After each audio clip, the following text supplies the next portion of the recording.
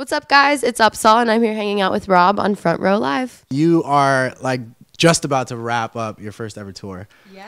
Like how insane is it to just be on tour for what seems to be like an entire year so far? Yeah, no, it's really been crazy. So it's like my first tour ever. Yeah. So it's just been like the best experience of my whole life. I love it. I'm so bummed it's coming to a close, but like it just feels very weird to be back in LA right now. Like I feel like I've like have this other life like out on the road, you know? But no, I love it. It's so fun. Now this tour kind of came like at a perfect timing because you dropped your debut EP, Hindsight 2020. So as you drop this EP and you jump on tour, like how did those kind of songs that you created kind of change or evolve as you kept performing them live every night? Yeah, that's cool. I was actually thinking about that the other night. Like everything really has evolved since I've been like playing it every night. Like I sing things differently. Like the way I like introduce songs, like it's making me like realize more about like why I wrote the songs, and I'm like telling people about them at shows. But yeah, no, it's definitely cool. Like I feel like the live show is a very like it's very close to how the EP sounds, but it also has like different like electric guitar elements and like live drums. It's more just like fun and like dancey. So it's a cool, like both of them are cool, but performing them live is just like another level. It's so fun. Now as you are performing these songs live, like do the meanings kind of have the same meaning? Have they like kind of had a even bigger meaning now, or have those meanings kind of disappeared in a way because like your experience, like your music is letting you actually travel now? Yeah, no, it's crazy. I think my favorite thing about like playing these songs live that like means so much to me, especially like the dramatic ones on the EP, like Fine, like that one's like really dramatic and sad. Like watching the audience react to it is what like gives me more meaning to it, because like watching other people like feel what I'm saying like is like very powerful as an artist. But then also even with songs like Smarty, like which is just about like total like douchebags, like watching all the chicks in the audience be like, yeah, like I know a guy like that, like it just like it makes it more fun for me because like you're making other people feel like what you were feeling when you wrote the song. Yeah. Now you kind of opened up a lot on this EP, like a song like Stressed, for example. Like I feel like that's, you know, you got a little personal with your audience. Was that something that just happened naturally for you when you went into the studio to record it, or did you actually kind of have to like think about like what you were gonna say and like how you were gonna deliver it because you're opening up to these people? Yeah, it's weird. Like the way I look at songwriting is very much just, it's like very therapeutic for me. Like I moved to LA when I was 19 and into my 20s, and like my mind changes every single day. Like my relationships change every day. So it's like every time I go into a session, I like meet the stranger and then I just like tell them everything about my life and like all the drama that's happening. Like so-and-so said this because da-da-da. So it's really cool to like be able to go in and just like be super vulnerable with the person you're working with. And like the day I wrote Stress was the day before I was leaving to go to the UK for like the first time. And I was like terrified. I was like going by myself. I had never been out of the country. Like I was just freaking out, and I walked in and I was just like, dude, I'm so stressed right now. And then we just like wrote the song, and it was like so easy because I was just like in it, just like feeling it. So I think that's what's so cool about Hindsight 2020 is that it's very representative of just like my day to day, like just this past year of like being in LA for sure. Yeah. Now I've had artists that tell me like those vulnerable songs are the easiest to create, and then some tell me like the happy songs are the most difficult to create. Do you feel like you kind of had those kind of like feelings when you were creating like this whole EP? Were certain songs easier for you to create than others? Yeah, I mean, I guess the songs that were the most personal to me, I would say, would be Stressed and Fine. So I feel like, yeah, those ones are a lot easier just because it all just very, like, it just, like, flows out of you because you're just, like, feeling it. But, yeah, like, I guess Drugs was more like, we were like, okay, how are we going to get this message across in the right way? You had to, like, think about it more and, like, be more strategic with, like, how you're trying to get the message across. But, yeah, with ones that are more personal, it definitely is a lot easier because you're just, like, saying exactly how you feel. There's, like... No, I don't know. There's like no filter, you know? Filter, yeah, totally. So who was the producer for this EP, and what was it about him or her that you wanted to work with them? Yeah, it's actually cool because since the EP is just like bringing in songs from a bunch of different sessions, it's like a bunch of different producers and writers. So like literally I think there's like 10 of us that all worked on it together. So it was great. Like each song is with a different producer, different co-writers, and like everyone that I've worked with is just like so incredible. Like on Drugs, I worked with this producer Kilogram, who's like the shit. I love him. He also did like the perfect name for the title, right? I know, right? I'm like, oh, it's perfect.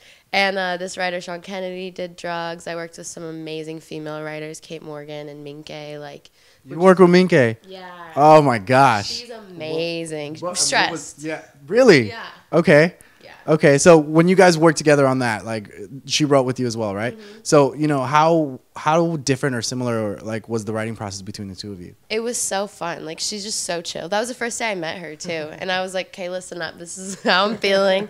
And she was like so easy to write with. Like, she's so dope. We've done other songs together too that are like so sick. That's sick. But yeah, no, it was so fun working with her. That's sick. Yeah. So who else was on this EP? And then Fine was produced by Jeff Kleinman, who's like a big deal producer for me. He like works with Anderson .Paak, and like I didn't know that when I went and like going to work with him. And then I was like, dude, like check out this song. It's like this new Anderson .Paak song. Like, it's so good. And he was like, You had the exclusive before we did. Yeah, I was like, oh shit.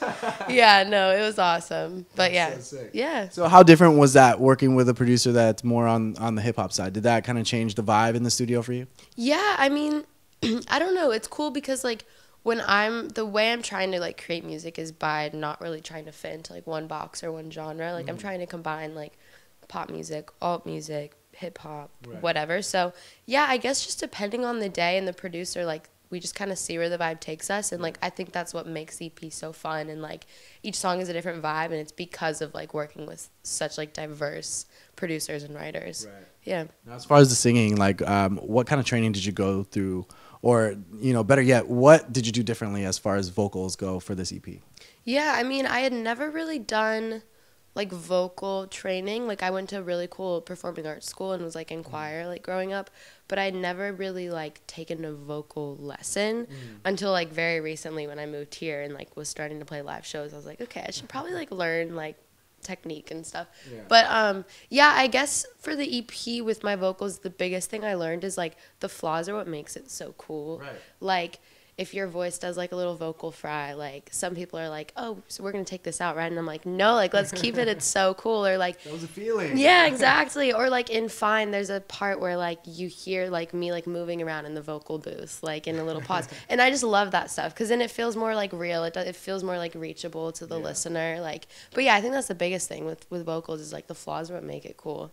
Now, did you have like creative control as well as far as like production goes, or did you just let the producers kind of handle it? Luckily, I have like been working with the coolest producers in the world to where like it was never really like everything just happened so naturally, and like the way it kind of normally works is like we'll go in with an idea or someone will say something that's like a song lyric, and then we'll kind of start from there. The producer will start a beat.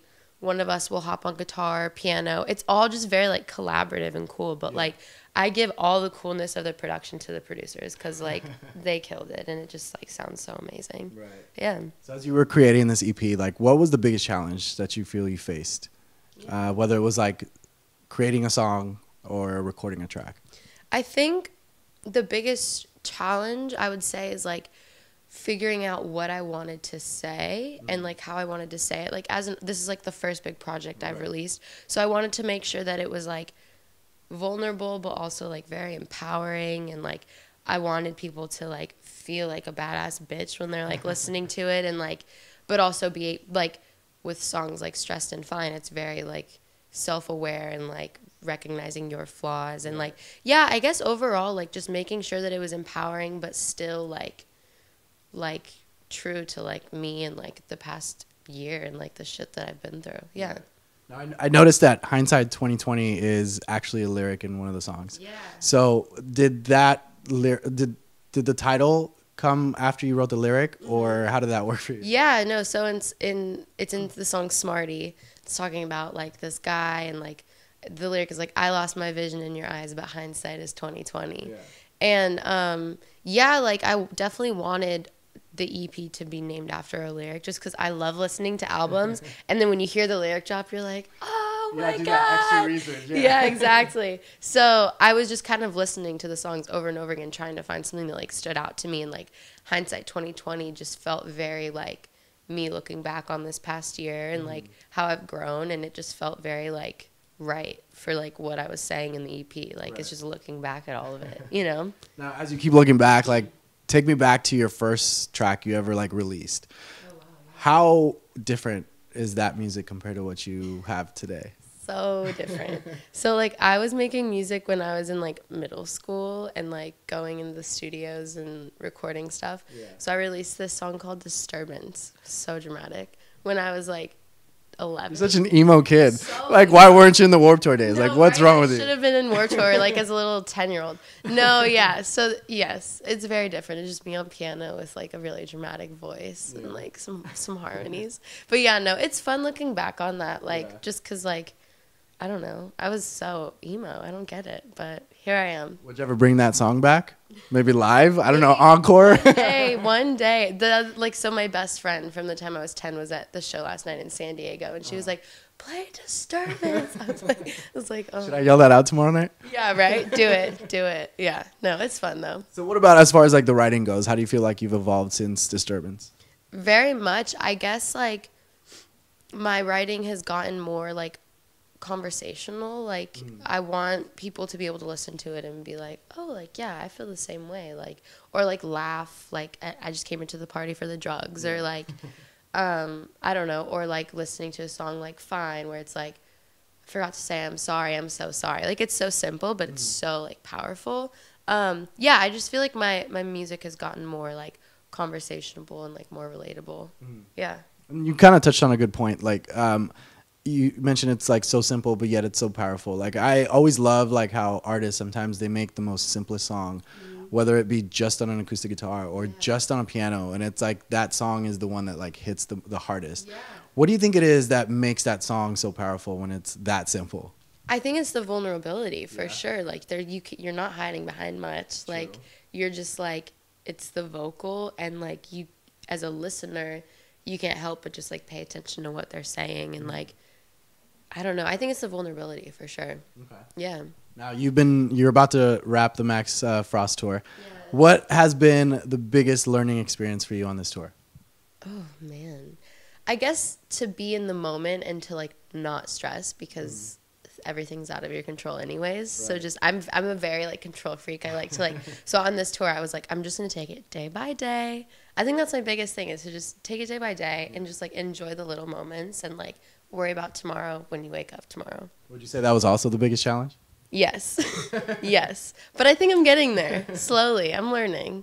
Okay, yeah. So this wraps. EP's already out. What are the plans for 2019? Do we have more shows for you? Do we have more tours? Yeah, so we're leaving for the UK in like 2 weeks to go to some festivals. Nice. We're doing Lollapalooza, which I'm so excited about, and hopefully a couple more tours. I just want to like play as many live shows as possible. Okay. Yeah. Now, for those that are not fully familiar with you, why did you start creating music? What is it about music that makes you want to be like the spotlight, basically? Yeah. I guess I just grew up loving it. It was never a decision that I made of like, oh, I want to do music. It was literally like what made me who I was. And so like my motivation for like pursuing it is that like I literally cannot do anything else. Like this is what I have to do.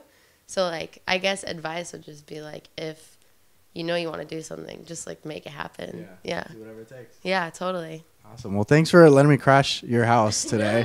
Like this is, yeah, seriously. You guys be sure to check out UPSAHL. Debut EP is out now, Hindsight 2020, and catch her on her next tour. If you're in the UK, catch her, and thanks for watching our Front Row Live.